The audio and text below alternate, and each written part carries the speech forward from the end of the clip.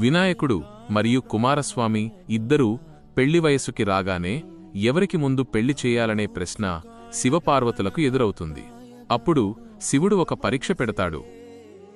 ఎవరైతే ఈ భూమండలాన్ని మొత్తం 3 సార్లు చుట్టి ముందుగా తిరిగి వస్తారో వారికే మొదటి వివాహం జరుగుతుంది. కుమారస్వామి వేగం. ఆజ్ఞ విన్న వెంటనే కుమారస్వామి తన వాహనమైన వేగవంతమైన నెమలిని ఎక్కి లోక సంచారానికి బయలుదేరుతాడు.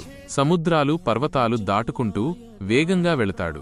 వినాయకుడి ఆలోచన, వినాయకుడి వాహనం చిన్న ఎలుక, దానిపై లోకాన్ని చుట్టడం సాధ్యం కాదని ఆయనకు తెలుసు. కాని వినాయకుడు బుద్ధికి అధిపతి. ఆయన శాస్త్రాలను ఆలోచించి ఒక నిర్ణయానికి వస్తాడు. తల్లిదండ్రులే సర్వస్వం.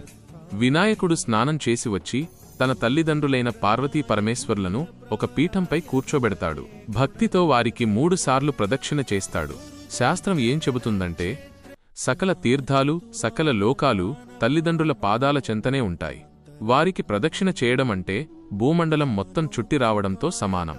వినాయకుడి భక్తికి జ్ఞానానికి మెచ్చిన శివపార్వతులు ఆయననే విజేతగా ప్రకటిస్తారు.